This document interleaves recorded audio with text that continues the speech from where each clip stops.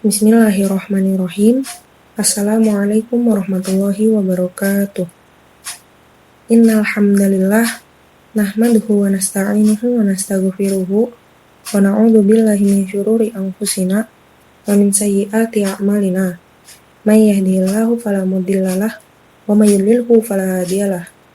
Asyhadu an la ilaha illallah wahdahu la syarikalah wa asyhadu anna Muhammadan abduhu wa rasuluh. La nabiyya ba'dah wa la rasula ba'dah, amma ba'du. Puja puji syukur kehadirat Allah Subhanahu wa Ta'ala yang telah melimpahkan rahmat, ridho serta hidayahnya sehingga kami dapat diberikan kemudahan dalam menyelesaikan tugas kelompok ini. Sholawat serta salam tidak lupa tercurahkan kepada baginda Muhammad SAW yang telah menuntun kita dari gelapnya kebudayaan atau peradaban jahiliyah yang kejam menuju terangnya agama Islam. Ucapan terima kasih saya haturkan kepada dosen mata kuliah Kaidah Usuliyah dan Fiqhiyah yang telah membimbing saya beserta teman-teman saya, sehingga tugas kelompok ini dapat terselesaikan tepat waktu. Di sini, kami dari kelompok 1 akan membahas mengenai 2 pembahasan. Pembahasan pertama yaitu mengenai pembagian hukum-hukum syariat dan penjelasannya. Lalu pembahasan yang kedua yaitu mengenai kaidah-kaidah dalam amar.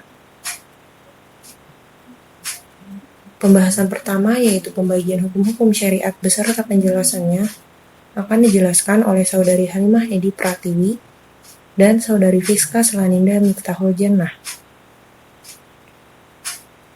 Selanjutnya mengenai pembahasan kaidah-kaidah dalam amar akan dijelaskan oleh Saudara Rahmat Julian Yahya dan Saudara Deva Nanda Nugraha. Berikut adalah materi yang akan kami sampaikan, yaitu perihal pembagian hukum-hukum syariat beserta dengan penjelasannya. Bahwa hukum syariat ini berkaitan dengan 3 hal. Yang pertama ada hakim, adalah siapa yang berhak memutuskan suatu hukum adalah wajib atau sunnah, baik pahala atau siksa, itu hakim. Maka hakim atau penjuru hukum yang berhak menilai baik atau buruknya perbuatan manusia adalah syara. Jadi baik atau buruknya sebuah perbuatan, semua itu bersifat syar'i. Maka tidak ada yang bisa menilai sesuatu ini baik atau buruk kecuali dari syariat atas penjelasan dalil yang datang dari syara, baik dari Al-Quran maupun Al-Hadis. Selanjutnya, dalam hal ini Mu'tazilah berpendapat bahwa hakim yang mencetuskan hukum syara adalah akal. Artinya tidak perlu menunggu dalil untuk menilai suatu perbuatan ini baik ataupun buruk. Maka menurut Mu'tazilah bahwa dengan bekal akal logika manusia maka sudah cukup bagi Mu'tazilah untuk mengetahui hukum-hukum Tuhan dan pesan-pesan Tuhan. Berbeda dengan ahlu sunnah yang berpendapat bahwa manusia yang hidup di zaman fatrah atau zaman vakum yang mana belum datang kepada mereka seorang rasul tidak mendapat tanggung jawab atas perbuatannya. Selanjutnya, mahkum alaih adalah sasaran atau objek dari hukum syariat. Misalnya, suatu kewajiban menunaikan sholat, maka siapa saja orang yang menjadi objek untuk suatu kewajiban tersebut, maka disebut dengan mahkum alaih. Yang selanjutnya adalah mahkum bih, tanggung jawab atau beban yang diberikan tanggung jawab atau beban yang diberikan oleh syariat kepada mukallaf atau orang muslim. Materi atau isi atau perintah tanggung jawab yang diberikan syariat kepada manusia. Dalam penjelasan mahkum alaih, menurut kajian para ulama terdapat 3 kelompok atau urutan. Orang yang tidak dikategorikan sebagai mahkum alaih karena tidak ada faham atau mencerna dengan baik dan tidak mampu menangkap dengan baik, sehingga dia tidak bisa menjalankan syariat dengan maksimal, yaitu 1. Martabatul ghafil, yaitu orang yang lalai, tidak punya pemahaman yang cukup, yang tidak punya kesadaran yang memadai. Contohnya orang gila, anak kecil, atau orang tidur.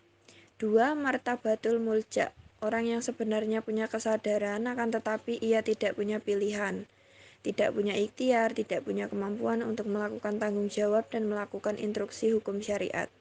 3. Martabatul mukroh, tingkatan orang yang sadar dia punya ikhtiar dan dia punya kondisi yang memungkinkan untuk melakukan tanggung jawab.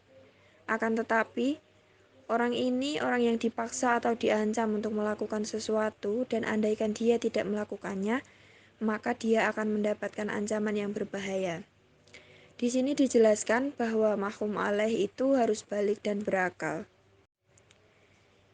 Yang terakhir yaitu tentang hukum yang berkaitan dengan mahkum bih, bentuk atau isi daripada tanggung jawab yang dilakukan pada manusia itu sendiri seperti sholat, zakat, haji, atau muamalah, jual beli, akad sewa, akad salam, talak, atau nikah. Mahkum bih ini tanggung jawab yang harus dilakukan oleh mahkum mukallaf itu ada 2, yaitu 1. Al-iman billah wa bi rasulihi yaitu beriman, atau yang kedua al-furu' asyariyah yaitu tanggung jawab yang harus dilakukan orang yang hidup di dunia, yaitu 1.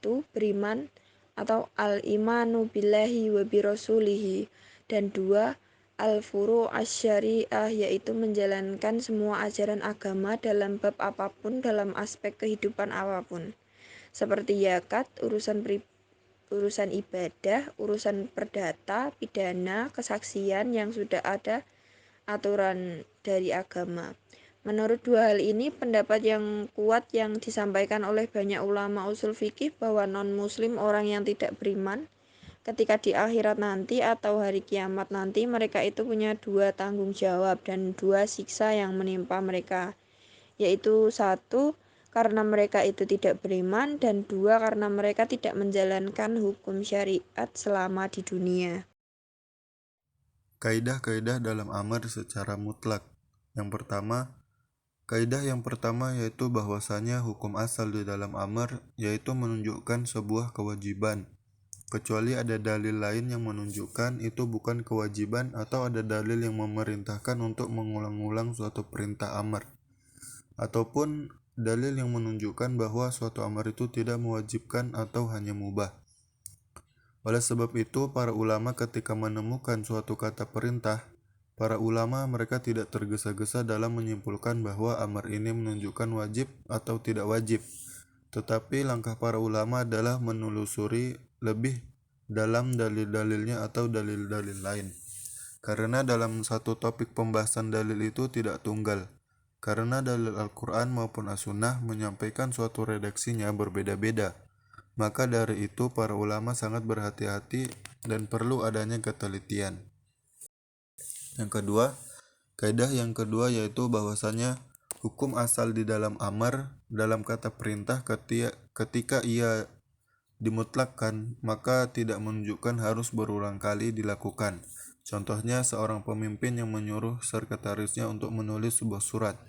Ketika sekretaris tersebut telah selesai menulis suratnya, maka ia tidak perlu untuk mengulang-ulangi untuk menuliskan surat tersebut kecuali ada perintah baru dari pemimpinnya. Dan juga termasuk apabila ada suatu dalil lain yang menunjukkan redaksi lain atau kata amar itu dibarengi dengan dalil lain yang menunjukkan redaksi pengulangan, maka amar itu wajib mengikuti kata perintah pengulangan tersebut.